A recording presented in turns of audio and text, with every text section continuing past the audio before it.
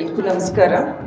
ಇಂದಿನ ಬೃಹತ್ ಉದ್ಯೋಗ ಮೇಳವನ್ನು ಜಿಲ್ಲಾಡಳಿತ, ಜಿಲ್ಲಾ ಪಂಚಾಯತ್, ದಾವಣಗೆರೆ ರಾಷ್ಟ್ರೀಯ ಗ್ರಾಮೀಣ ಜೀವನೋಪಾಯ ಅಭಿಯಾನ, ಮಹಾನಗರ ಪಾಲಿಕೆ, ಜಿಲ್ಲಾ ಕೌಶಲ್ಯ ಮಿಷನ್, ಜಿಲ್ಲಾ ಉದ್ಯೋಗ ವಿನಿಮಯ ಕೇಂದ್ರ ಹಾಗೂ ಸರ್ಕಾರಿ ಪ್ರಥಮ ದರ್ಜೆ ಕಾಲೇಜ್ ದಾವಣಗೆರೆ ಇವರೆಲ್ಲರ ಸಂಯುಕ್ತ ಆಶ್ರಯದಲ್ಲಿ ನಡೀತಾ ಇರುವಂತಹ ಇಂದಿನ ಕಾರ್ಯಕ್ರಮದಲ್ಲಿ ಉಪಸ್ಥಿತರಿರುವಂತಹ ನಮ್ಮ ಡೂಡಾ ಅಧ್ಯಕ್ಷರಾದ ದಿನೇಶ್ ಶೆಟ್ಟಿ ಅವರೇ ಹಾಗೂ ವೇದಿಕೆ ಮೇಲೆ ಆಸೀನರಾಗಿರುವಂತಹ ಶ್ರೀ ಗಿಟ್ಟಿ ಮಾಧವರಾವ್ ಅವರೇ ಹಾಗೂ ಗಂಗಾಧರ್ ಸ್ವಾಮಿ ಅವರೇ ಹಾಗೂ ಎಲ್ಲ ಗಣ್ಯರೇ ಮತ್ತು ವೇದಿಕೆ ಮುಂಭಾಗದಲ್ಲಿ ಆಸೀನರಾಗಿರುವಂತಹ ಎಲ್ಲ ಯುವ ಜನತೆ ಹಾಗೂ ಮಾಧ್ಯಮದವರೇ, ಮೊದಲನೇದಾಗಿ ಬಹಳ ಸಂತೋಷ ಆಗ್ತದೆ. ನಾನು MP ಆದಮೇಲೆ ಇದು 2ನೇ ಕಾರ್ಯಕ್ರಮ.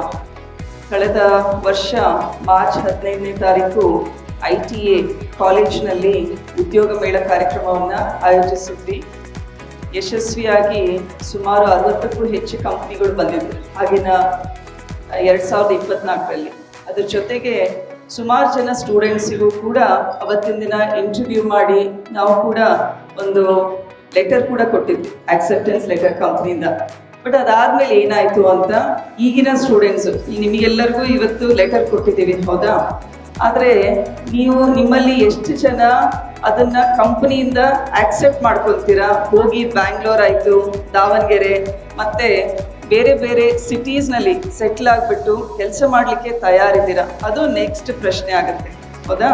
ಸೊ ಅದನ್ನು ಕೂಡ ನಿಮ್ಮ ಪೋಷಕರ ಜೊತೆ ಡಿಸ್ಕಸ್ ಮಾಡಿಬಿಟ್ಟು ಕಂಪ್ನಿಯಿಂದ ಆದಷ್ಟು, ನನ್ನ ಅನಿಸಿಕೆ ಏನು ಅಂದರೆ 1 ತಿಂಗಳು 2 ತಿಂಗಳು ಹೋಗ್ಬಿಟ್ಟು ಅಲ್ಲಿ ವರ್ಕ್ ಮಾಡಿ. ನಿಮಗೆ ಸರಿ ಹೋಗಲಿಲ್ಲ ಎನ್ವೈರನ್ಮೆಂಟ್ ಅಂದರೆ ಆಮೇಲೆ ಇನ್ನೊಂದು ವರ್ಕ್ನ ಹುಡುಕ್ಲಿಕ್ಕೆ ಟ್ರೈ ಮಾಡಿ ಅಂತ.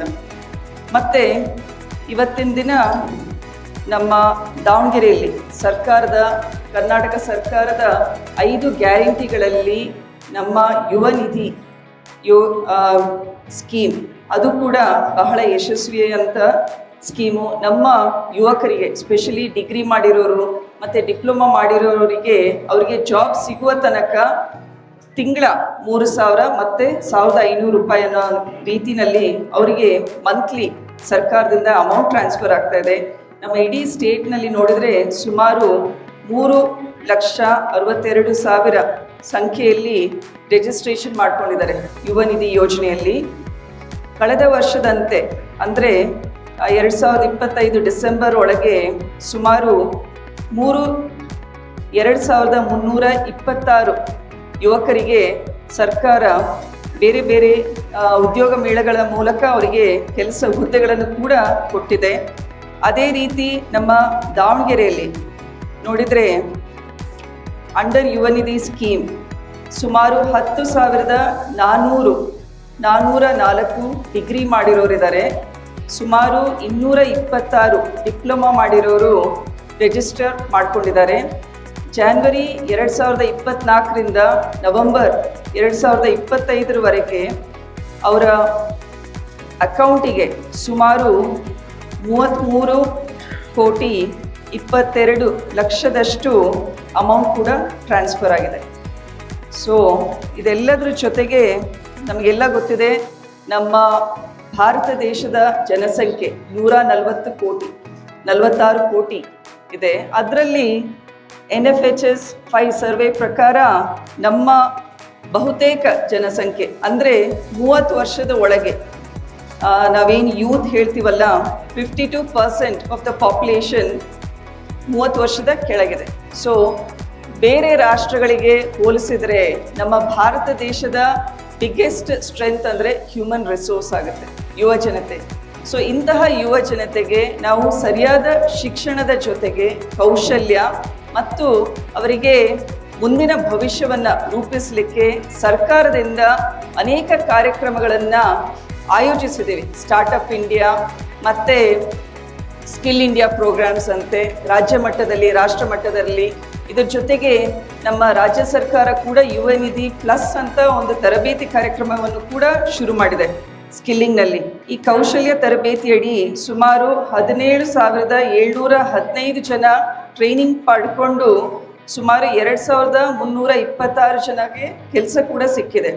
ಸೊ ಇದನ್ನು ಯಾಕೆ ಹೇಳ್ತಾ ಇದ್ದೀನಿ ಅಂದರೆ, ಯುವ ಜನತೆಗೆ ನಾವು ಅವರು ಡಿಗ್ರಿ ಆದಮೇಲೆ ಅಥವಾ 10th ಆಯಿತು, PUC ಆಯಿತು, ಅದಾದಮೇಲೆ ಅವರಿಗೆ ಜಾಬ್ ಹುಡುಕ್ಲಿಕ್ಕೆ ನಾವು ಅವಕಾಶ ಕೊಡೋದಕ್ಕಿಂತ ಮೊದಲು ಅವರು ನಮ್ಮ primary education, middle education, school education ಅಂತ ಹೇಳ್ತೀವಲ್ಲ, ಆವಾಗಲೇ ಅವರಿಗೆ ಸರಿಯಾದ ಟ್ರೈನಿಂಗ್ ಆಗಬೇಕು. ಈಗ ಆ್ಯಸ್ ಯಂಗ್ಸ್ಟರ್ಸ್ ನೀವು ಕೂಡ ಅರ್ಥ ಮಾಡ್ಕೊಳ್ಳಿ, along with your academic education, ನಿಮ್ಮ ಪಠ್ಯಕ್ರಮದಲ್ಲಿ ಬರುವಂತಹ ಎಜುಕೇಷನ್ ಜೊತೆಗೆ ಪಠ್ಯೇತರ ಚಟುವಟಿಕೆಗಳಲ್ಲಿ ಕೂಡ ನೀವು ಹೆಚ್ಚಿನ ಆಸಕ್ತಿ ತೋರಿಸ್ಬೇಕು. ಆಗ ಮಾತ್ರ ನಿಮ್ಮಲ್ಲಿರುವಂತಹ ನಾಯಕತ್ವ ಗುಣಗಳು, ನಾವೇನು ಲೀಡರ್ಶಿಪ್ ಸ್ಕಿಲ್ಸ್ ಅಂತ ಹೇಳ್ತೀವಿ, ಅದನ್ನು ನೀವು ಡೆವಲಪ್ ಮಾಡಲಿಕ್ಕೆ ಸಾಧ್ಯ. ಆಮೇಲೆ ನಿಮ್ಮಲ್ಲಿ ನಿಮ್ಮ ಸ್ಟ್ರೆಂತ್ ಏನು, ವೀಕ್ನೆಸ್ ಏನು, ಯಾವ ಸಬ್ಜೆಕ್ಟ್ ನಿಮಗೆ ಇಂಟ್ರೆಸ್ಟ್ ಇರುತ್ತೆ, it could be sports, music ಇರ್ಬೋದು, ಅಥವಾ ಎನಿ ಅಕಾಡೆಮಿಕ್ ಸಬ್ಜೆಕ್ಟ್ ಇರ್ಬೋದು.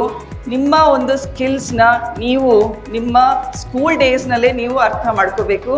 ಇದರ ಜೊತೆಗೆ ಈಗ DC ಅವ್ರ ಹತ್ರ, CO ಅವ್ರ ಹತ್ರ ಅದನ್ನೇ ಮಾತಾಡ್ತಾ ಇದ್ದೀವಿ, ನಾವು ಕರಿಯರ್ ಕೌನ್ಸಿಲಿಂಗ್ ಅಂತ ನಮ್ಮ 8th 9th 10th ಮಕ್ಕಳಿಗೆ ನಾವು ಮಾಡಿದರೆ ಇನ್ನೂ ಸೂಕ್ತ. ಸೊ ಆ ಒಂದು ಟರ್ನಿಂಗ್ ಪಾಯಿಂಟ್ 10th PUC ಅಷ್ಟರೊಳಗೆ ಈ ಮಕ್ಕಳಿಗೆ ಸರಿಯಾದ ರಿಸೋರ್ಸ್ ಪರ್ಸನ್ಸ್ನ ನಾವು ಕರೆದುಬಿಟ್ಟು ಅವರಿಗೆ ಅವರ ಸಬ್ಜೆಕ್ಟ್ನಲ್ಲಿರುವಂತಹ ಇಂಟ್ರೆಸ್ಟು ಜೊತೆಗೆ ದೇಶಾದ್ಯಂತ ವಿಶ್ವಾದ್ಯಂತ ಇರುವಂತಹ ಜಾಬ್ ಆಪರ್ಚುನಿಟೀಸ್ ಏನಿದೆ, ಯಾವ ರೀತಿಯ ಕೋರ್ಸಸ್ ಮಾಡಿದರೆ ಮುಂದೆ 20 ವರ್ಷ 30 ವರ್ಷ ಅವರಿಗೆ ಒಂದು ಉದ್ಯೋಗ ಸಿಗುವಂತಹ ಅವಕಾಶಗಳಿರ್ತವೆ, ಅದರ ಬಗ್ಗೆ ಕೂಡ ನಾವು ಹೆಚ್ಚಿನ ಮಾಹಿತಿ ಕೊಟ್ಟರೆ ಮಕ್ಕಳು ತಮ್ಮ ಇಂಟ್ರೆಸ್ಟು, ಪ್ಯಾಷನ್ ಜೊತೆಗೆ ಆ ಒಂದು ಕರಿಯರ್ನೇ ಪರ್ಸ್ಯೂ ಮಾಡಿದರೆ ಡೆಫಿನೆಟ್ಲಿ ನಮ್ಮ ಹಿರಿಯರು ಅಂದರೆ ನಮ್ಮ ಸ್ವಾಮಿ ವಿವೇಕಾನಂದರಾಯಿತು, ಅಬ್ದುಲ್ ಕಲಾಂ ಜಿ ಅವರಾಯಿತು, ಏನು ನಮ್ಮ ಯೂತ್ನಲ್ಲಿ ಕಂಡಂತಹ potential to realise India becoming a developed nation ಅಂತ ಹೇಳ್ತೀವಿ, ಆ ಕನಸನ್ನು ಆಗ ಮಾತ್ರ ನನಸು ಮಾಡಲಿಕ್ಕೆ ಸಾಧ್ಯ ಅಂತ ನನ್ನ ಅನಿಸಿಕೆ. ಆದ್ದರಿಂದ ಬೆಳೆಯುವ ಮಕ್ಕಳಲ್ಲಿ ಸರಿಯಾದ ನಾವು ಸ್ಕಿಲ್ಲಿಂಗ್ ಜೊತೆಗೆ ನಮ್ಮ ಭಾರತ ದೇಶದ ಮೇನ್ ಸ್ಟ್ರೆಂತ್ ನನಗನ್ಸೋದು ಏನು ಅಂದರೆ ನಮ್ಮ ಕಲ್ಚರು, ನಮ್ಮಲ್ಲಿರುವಂತಹ ಮೌಲ್ಯಗಳು. ಸೊ ಇದನ್ನು ಹುಡ್ಕೊಂಡು ಹೊರದೇಶದವರು ಬೇರೆ ದೇಶದಲ್ಲೂ ಕೂಡ ಭಾರತದಲ್ಲಿ ಓದಂತಹ ಡಾಕ್ಟರ್ಸ್ ಆಯಿತು, ಸಾಫ್ಟ್ವೇರ್ ಇಂಜಿನಿಯರ್ಸ್ ಆಯಿತು, US ಆಯಿತು, ಜರ್ಮನಿ ಆಯಿತು, ಎಲ್ಲ ಕಡೆ ಕೂಡ ಅಷ್ಟೇ ಡಿಮ್ಯಾಂಡ್ ಇದೆ. ಅದರಿಂದ ನಮ್ಮ ಮಕ್ಕಳಿಗೆ ಸರಿಯಾದ ಎಜುಕೇಷನ್ ಜೊತೆಗೆ ಸ್ಕಿಲ್ಲಿಂಗ್ ಆಗಬೇಕು. ಆಮೇಲೆ ಹಾರ್ಡ್ ಸ್ಕಿಲ್ಸ್ ಜೊತೆಗೆ ಸಾಫ್ಟ್ ಸ್ಕಿಲ್ಸು, ಕಮ್ಯುನಿಕೇಷನ್ ಸ್ಕಿಲ್ಸು, ಇದನ್ನು ಕೂಡ ಮಕ್ಕಳಿಗೆ ಹೇಳ್ಕೊಡ್ಬೇಕು. ಜೊತೆಗೆ ಬೇರೆ ಬೇರೆ ರಿಸೋರ್ಸ್ ಪರ್ಸನ್ಸ್ನ ಕರೆಸ್ಬಿಟ್ಟು ಕಾಲೇಜಸ್ನಲ್ಲಿ, ಇನ್ಸ್ಟಿಟ್ಯೂಷನ್ಸ್ನಲ್ಲಿ ನಾವು ಅವರಿಗೆ ಆಗಾಗ in a planned way as heads of institutions, principals, HODs ನೀವು ಕೂಡ ಹೆಚ್ಚಿನ ಆಸಕ್ತಿ ತೋರಿಸ್ಬಿಟ್ಟು ಮಕ್ಕಳಿಗೆ ಬೇರೆ ಬೇರೆ ವಿವಿಧ ರೀತಿಯ ಗೆಸ್ಟ್ನ ದಯವಿಟ್ಟು ಕರೆಸ್ರಿ. ಸ್ಪೋರ್ಟ್ಸ್ ಪರ್ಸ್ನಾಲಿಟೀಸ್ ಕರೆಸ್ರಿ, ಮ್ಯೂಸಿಷಿಯನ್ಸ್ ಕರೆಸ್ರಿ, ಬ್ಯಾಂಕರ್ಸ್ ಕರೆಸ್ರಿ. ಈಗಿನ ಸಮಯದಲ್ಲಿ ಫೈನಾನ್ಷಿಯಲ್ ಲಿಟ್ರಸಿ ಕೂಡ ಅಷ್ಟೇ ಇಂಪಾರ್ಟೆಂಟ್ ಇದೆ. ಸೊ ಈ ಎಲ್ಲ ರೀತಿಯ ವಿಭಿನ್ನ ರಿಸೋರ್ಸ್ ಪರ್ಸನ್ಸ್ನ ನೀವು ಕರೆಸಿ ನಿಮ್ಮ ಮಕ್ಕಳಿಗೆ ಒಂದಿಷ್ಟು ಕಾನ್ಕ್ಲೇವ್ಸ್ ಅದನ್ನು ಮಾಡಿದರೆ ದಾವಣಗೆರೆ ಮಟ್ಟದಲ್ಲಿ, ಆಗ ಮಕ್ಕಳಿಗೆ ಗೊತ್ತಾಗುತ್ತೆ the world is walking towards which path ಅಂತ. ಸೊ ನಾವು ಬರೀ ದಾವಣಗೆರೆಗೆ ಸೀಮಿತವಾಗದೆ ದಾವಣಗೆರೆ ಹೊರಗೂ ಏನು ಆಪರ್ಚುನಿಟೀಸ್ ಇದೆ ಅದನ್ನು ಅರ್ಥ ಮಾಡಿಕೊಂಡ್ರೆ ಐ ಥಿಂಕ್ ಪ್ರತಿಯೊಂದು ಮಗುನಲ್ಲೂ ಒಂದು ಟ್ಯಾಲೆಂಟ್ ಇರುತ್ತೆ, ಒಂದು ಪ್ರತಿಭೆ ಇರುತ್ತೆ. ಅದನ್ನು 8th 9th 10th ಆ ಗ್ರೋಯಿಂಗ್ ಇಯರ್ಸ್ನಲ್ಲಿ ನಾವು ಸರಿಯಾದ ನರ್ಚರಿಂಗ್, ಒಂದು ಗೊಬ್ಬರ ಕೊಟ್ಟರೆ ಅದು ಒಂದು ಹೆಮ್ಮರ ಆಗಿ ಡೆಫಿನೆಟ್ಲಿ ಬೆಳೆಯುತ್ತೆ ಅಂತ ನನ್ನ ಅನಿಸಿಕೆ. ಸೊ ಒಳ್ಳೆ ಎಕ್ಸ್ಪೋಜರ್ ಕೊಡೋದು ಇನ್ಸ್ಟಿಟ್ಯೂಷನಲ್ಲಿ ಇರುವಂತಹ ಪ್ರತಿಯೊಬ್ಬ ಹೆಡ್ ಆಫ್ ದ ಇನ್ಸ್ಟಿಟ್ಯೂಷನ್ನ ಜವಾಬ್ದಾರಿ ಆಗುತ್ತೆ. ಸೊ ಇಲ್ಲಿ ಪ್ರಿನ್ಸಿಪಲ್ ಯಾರಿದ್ದೀರಾ ನಮ್ಮ ಇನ್ಸ್ಟಿಟ್ಯೂಷನ್? ಸೊ ನಿಮ್ಮಲ್ಲಿ ಅದೇ ರಿಕ್ವೆಸ್ಟು, ನಮ್ಮ ಎಲ್ಲ ಸ್ಟೂಡೆಂಟ್ಸಿಗೆ ಎವ್ರಿ ಅದರ್ ಮಂತ್ ಒಳ್ಳೊಳ್ಳೆ ರಿಸೋರ್ಸ್ ಪರ್ಸನ್ಸ್ನ ಕರೆಸ್ಬಿಟ್ಟು ಅವರಿಗೆ ಒಂದು ಮತ್ತು ಎಲ್ಲ ಮಕ್ಕಳಿಗೆ ನಾನು ಕೇಳೋದೇನು ಅಂದರೆ, ನೀವು ಒಬ್ಬ ರೋಲ್ ಮಾಡೆಲ್ನ ನಿಮ್ಮ ಜೀವನದಲ್ಲಿ ಇಟ್ಕೊಳ್ಳಿ. ಆ role model could be from any background. ನೀವು ಮುಂದೆ ಒಬ್ಬ ಸ್ಪೋರ್ಟ್ಸ್ ಪರ್ಸನಾಲಿಟಿ ಆಗಬೇಕು, ಅಥವಾ ಆ್ಯಕ್ಟರ್ ಆಗಬೇಕು, ಅಥವಾ ಸ್ಟೇಜ್ ಕಾಂಪರರ್ ಆಗಬೇಕು, ಇನ್ಯಾವುದೇ ಹುದ್ದೆ ಇರಲಿ, ಒಬ್ಬ ರೋಲ್ ಮಾಡೆಲ್ ಇಟ್ಕೊಳ್ರಿ, ಅವರ ಜರ್ನಿಯನ್ನು ಫಾಲೋ ಮಾಡ್ಕೊಳ್ಳಿ.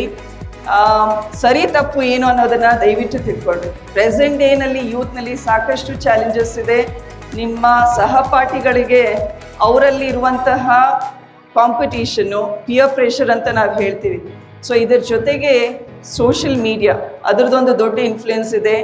ಜೊತೆಗೆ ನಿಮ್ಮ ಹ್ಯಾಬಿಟ್ಸು, ಡ್ರಗ್ಸ್ ಇರ್ಬೋದು, ಅಥವಾ ಡ್ರಿಂಕಿಂಗ್ ಹ್ಯಾಬಿಟ್ಸು, ಅಥವಾ ನೀವು ಬೇರೆ ಬೇರೆ ಬೆಟ್ಟಿಂಗ್ಸ್ನಲ್ಲಿ ಇನ್ವಾಲ್ವ್ ಆಗುವಂತಹ ಸರ್ಕಲ್ಸ್ ಇರುತ್ತೆ. ನಿಮ್ಮ ಆರೋಗ್ಯವನ್ನು ದಯವಿಟ್ಟು ಒಂದು ರುಟೀನ್ ಇಟ್ಕೊಂಡು, ಡಿಸಿಪ್ಲಿನ್ ಇಟ್ಕೊಂಡು ನಿಮ್ಮ ಹೆಲ್ತ್ ಬಗ್ಗೆ ಹೆಚ್ಚು ಕಾಳಜಿ ವಹಿಸ್ರಿ.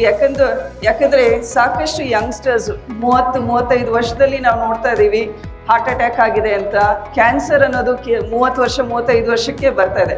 ಸೊ ನಮ್ಮ ಆರೋಗ್ಯಕರ ಜೀವನ ಶೈಲಿ ಇನ್ಫ್ಲುಯೆನ್ಸ್ ಆಗುತ್ತೆ ನಿಮ್ಮ ಹೆಲ್ತ್ ಮೇಲೆ. ಮತ್ತು SSK ಟ್ರಸ್ಟಿಂದ ನಾವು ನಮ್ಮ ದಾವಣಗೆರೆ ಯುವಕರಿಗೆ ಹಲವಾರು ಕಾರ್ಯಕ್ರಮಗಳನ್ನು ಮಾಡ್ತಾ ಇದ್ದೀವಿ. ಸ್ಪೆಷಲಿ ನಮ್ಮ ಕೌಶಲ್ಯ ಪ್ರೋಗ್ರಾಮ್ ನಡಿಯಲ್ಲಿ ನಾವು ಸರ್ಕಾರಿ ಶಾಲೆಯಲ್ಲಿ ವಿದ್ಯಾಭ್ಯಾಸ ಮಾಡ್ತಾ ಇರುವಂತಹ ಸ್ಟೂಡೆಂಟ್ಸ್ನ ನಮ್ಮ BIT campus, MBA college campus, law ಕಾಲೇಜಿಗೆ ಕರೆಸ್ಬಿಟ್ಟು ಅವರಿಗೆ ಅಲ್ಲೇ ತರಬೇತಿಗಳನ್ನು ಕೊಡ್ತಾ ಇದ್ದೀವಿ. ಲೈಫ್ ಸ್ಕಿಲ್ ಪ್ರೋಗ್ರಾಮ್ಸ್ ಮಾಡ್ತಾ ಇದ್ದೀವಿ, ಸಾಫ್ಟ್ ಸ್ಕಿಲ್ಲಿಂಗ್ ಮಾಡ್ತಾ ಇದ್ದೀವಿ. ಆಮೇಲೆ ಪ್ರತಿಯೊಬ್ಬ ಸ್ಟೂಡೆಂಟಿಂದ ಒಂದು ಫೀಡ್ಬ್ಯಾಕ್ ತೊಗೊತಾ ಇದ್ದೀವಿ. ಸೊ ಎವ್ರಿ ಸ್ಟೂಡೆಂಟ್ ಒಂದು ಫೀಡ್ಬ್ಯಾಕ್ ಫಾರ್ಮ್ನಲ್ಲಿ ಅವ್ರ ಎಕ್ಸ್ಪೀರಿಯನ್ಸ್ ನರೇಟ್ ಮಾಡಬೇಕು. ಆಮೇಲೆ ಅಲ್ಲಿ ಅವರು ಕಲಿತಂತಹ ವಿಷಯಗಳೇನು, ಮುಂದೆ ಭವಿಷ್ಯದಲ್ಲಿ ತಮ್ಮನ್ನು ತಾವು ಏನು ಯಾವ ರೀತಿ ನೋಡ್ತೀರಾ ಅನ್ನೋದನ್ನು ಆ ಇನ್ಫಾರ್ಮೇಷನ್ ಕೂಡ ತಗೊಳ್ತಾ ಇದ್ದೀವಿ. ಸಾಕಷ್ಟು ಜನ ಮಕ್ಕಳಿಗೆ ಒಂದು ಇಂಜಿನಿಯರಿಂಗ್ ಕಾಲೇಜ್ ಕ್ಯಾಂಪಸ್ ಈ ರೀತಿ ಇರುತ್ತೆ, ಇಷ್ಟೊಂದು ಬ್ರಾಂಚಸ್ ಇದ್ದಾವೆ ಇಂಜಿನಿಯರಿಂಗ್ ಕಾಲೇಜ್ನಲ್ಲಿ, ಅದು ಕೂಡ ಗೊತ್ತಿರೋಲ್ಲ. ಇವರೆಲ್ಲ ಹೈಸ್ಕೂಲ್ ಮಕ್ಕಳು. ಸೊ ಅಲ್ಲಿ ಬಂದಾಗ ಆ ಮಕ್ಕಳು ಕಾಲೇಜ್ ಕ್ಯಾಂಪಸ್ನಲ್ಲಿ ಪ್ರಾಕ್ಟಿಕಲ್ ಲ್ಯಾಬ್ಸು ಅಲ್ಲೆಲ್ಲ ಹೋಗಿ ವಿಸಿಟ್ ಮಾಡಿದಾಗ ಆ ಮಕ್ಕಳು, ಮೇಡಮ್ ನಾನು ಮುಂದೆ ಒಂದಿನ ಇಂಜಿನಿಯರ್ ಆಗಬೇಕು ಅಂದ್ಕೊಂಡಿದ್ದೀನಿ, ಇಂಜಿನಿಯರಿಂಗ್ ವೃತ್ತಿಗೆ ಸರಿಯಾದ ತಯಾರಿಕೆ ನಾನು ಮಾಡ್ಕೊಂಡು ಹೋಗ್ತೀನಿ ಅಂತ ಅವ್ರು ಬರ್ತಿರ್ತಾರೆ. ಸೊ ಅದಕ್ಕೆ ನಾನು ಹೇಳೋದು, ಸ್ಟೂಡೆಂಟ್ಸಿಗೆ ಪ್ರಾಕ್ಟಿಕಲ್ ಎಕ್ಸ್ಪೋಷರು ಬಹಳ ಮುಖ್ಯ ಆಗುತ್ತೆ. ಕರಿಯರ್ ಕೌನ್ಸಿಲಿಂಗ್ ಇಂಪಾರ್ಟೆಂಟ್ ಆಗುತ್ತೆ.